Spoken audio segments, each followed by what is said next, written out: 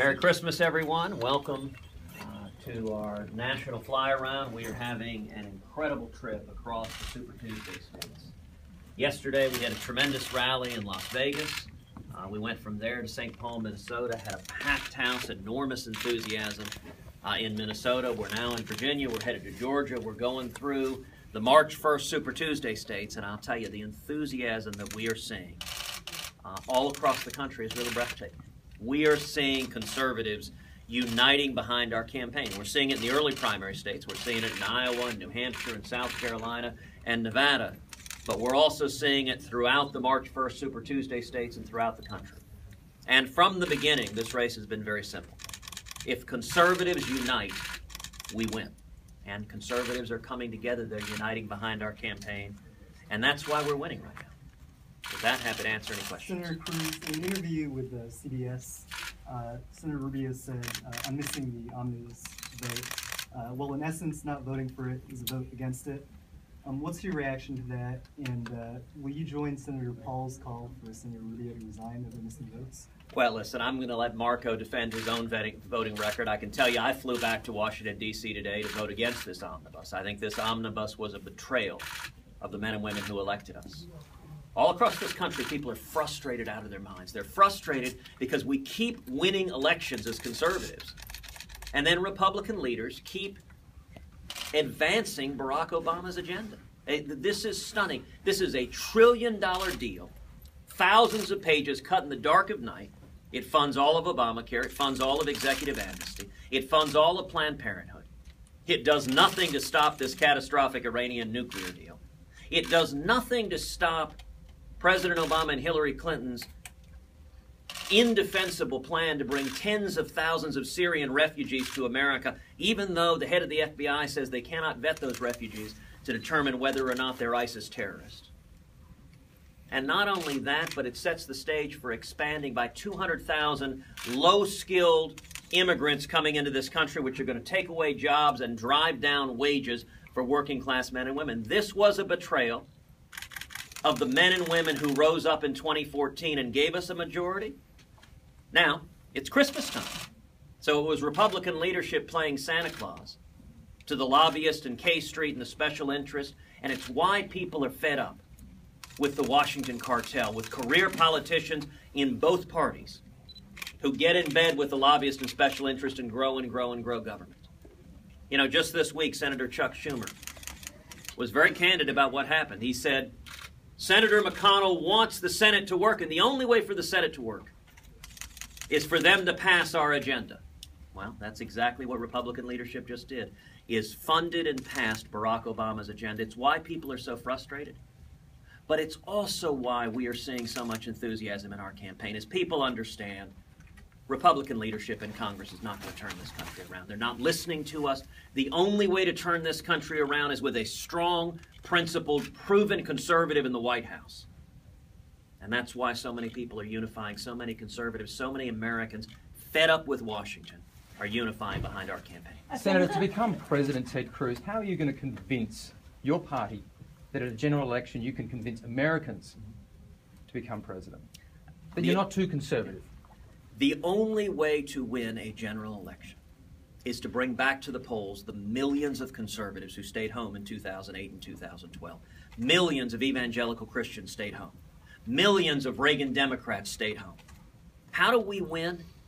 We need to be the party of hard-working men and women, blue-collar workers, hard-working men and women that want to believe again in the promise of America. We need to run against the bipartisan corruption of Washington, D.C. that Hillary Clinton embodies. That's how we win. I'll tell you, if you look at our base consists of the Reagan Democrats. It's the working men and women. It's the Ohio steel workers and the Michigan auto workers. It's the electricians and truck drivers and plumbers and the working men and women, the cops and firemen, the people with calluses on their hands who have gotten hammered for 7 years under the disastrous Obama-Clinton economy. They're frustrated. A great many working men and women stayed home. Part of why they stayed home in 08 and 12 is that Republicans had gotten in bed with Democrats on issues like amnesty. Amnesty is an issue that cuts right to the core of working men and women who want to have jobs, want to have decent wages.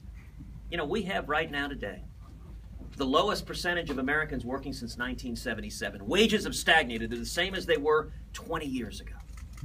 And people are fed up and they're tired of seeing Democrats and Washington establishment Republicans getting in bed together and acting as the water carriers for big business to allow more and more illegal immigration, allow more and more amnesty, drive down wages, cheap labor. Washington thinks is great for big business, but it's not great for the working men and women, and I will always fight for the working men and women of this country. That's how we win the general moment, election. though, those people support Donald Trump. I just heard Rush Limbaugh criticizing Donald Trump for criticizing you. So what's your reaction? Listen, I love Rush Limbaugh. He is a powerful voice for freedom and conservative principles. And as it concerns Donald Trump's a friend of mine. There are an awful lot of folks in the media that want to see a cage match between me and Donald Trump. I think the Washington establishment is desperate for that battle. I have no interest in giving them what they want. Rubio has really been hammering you on immigration. I really don't understand how you could say that you never supported legalization.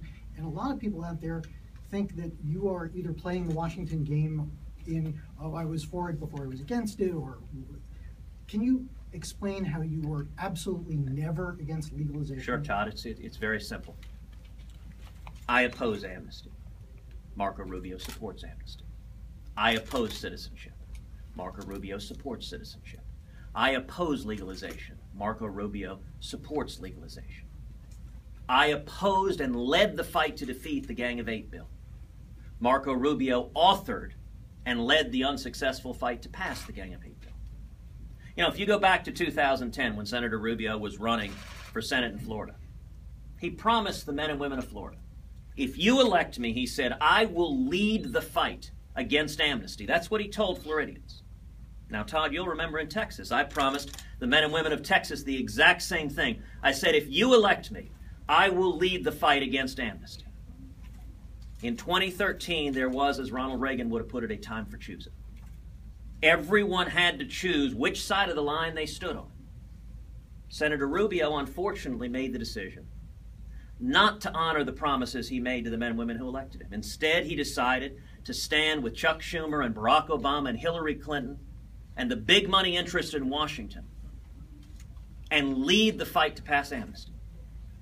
And I made a very different decision. I made the decision to stand with Jeff Sessions and Steve King and the American people against amnesty to lead the fight to defeat the Rubio-Schumer amnesty bill. But at the time, you said that you supported what you were pushing because it would legalize people in the country. That is factually incorrect. That statement is false.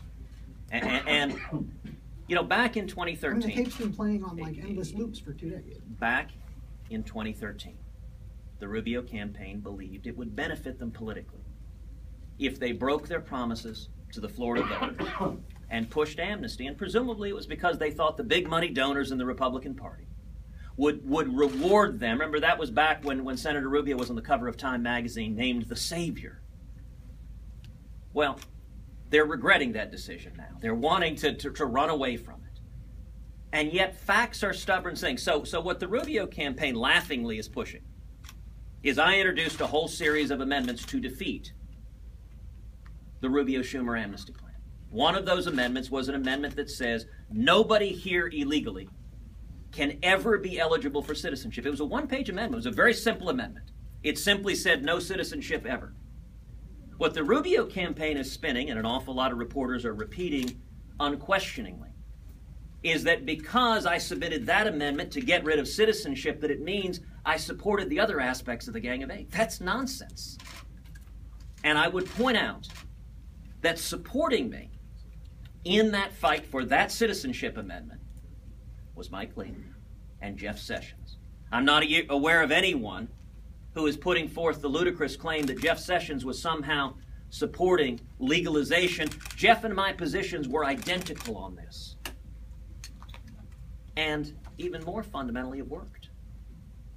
You remember back in 2013 how triumphant Senator Rubio, Senator Schumer, President Obama were. They were going on TV saying, we've got the votes to push this through the Senate. We've got the votes Republican leadership in the House is going to take it up. We're going to pass it. They were convinced of that. And a handful of us, and it was a lonely handful in the Senate, led the fight against it. Jeff Sessions and I both stood on the Senate floor, were assailed from all directions. I spent 30 minutes on the radio with Rush Limbaugh. The question a minute ago was about Rush Limbaugh. During that half-hour Rush Limbaugh interview, the phones on Capitol Hill erupted as people across this country lit up the phones, and we turned the debate. The amendment on citizenship was very simple. To use a poker analogy, yesterday I was in Las Vegas. To use a poker analogy, what we did is we called their bluff. We called the bluff of the Democrats and the establishment Republicans who were pushing it. They claimed it was about the immigrants. This was always about partisan politics. You know, the new politically correct term, it's no longer illegal aliens. Now it's undocumented Democrats. This was about partisanship, and my amendment saying no citizenship laid naked the hypocrisy behind it, and it's how we defeated it. So what we've seen the last couple of days is the Washington establishment is panicking. They're panicking because conservatives are uniting behind our campaign, and they know that if that continues happening, this primary is over. So they're trying to muddy the water. They can't back away from Senator Rubio's longtime support for amnesty, so they're trying to suggest everybody else doesn't. Well, you know, in the last 48 hours, Senator Mike Lee has come out publicly and said, Ted is telling the truth, Marco is not telling the truth. Senator Jeff Sessions has come out publicly and said, Ted is telling the truth, Marco is not telling the truth. And Rush Limbaugh has come out publicly and said, Ted is telling the truth, Marco is not telling the truth. As John Adams famously said, facts are stubborn things. And I understand the political desire of other candidates to try to muddy the record, but the facts are simple. I oppose amnesty. I have always opposed amnesty, and I always will oppose amnesty, and I will note the other candidates on that stage are not willing to say that because that has not, is not, and will not be their position. But Senator, Right. Thank you. Clarified though. Appreciate Why it. didn't you tell us that for the last year? You only did it this week. Okay. Let's see if this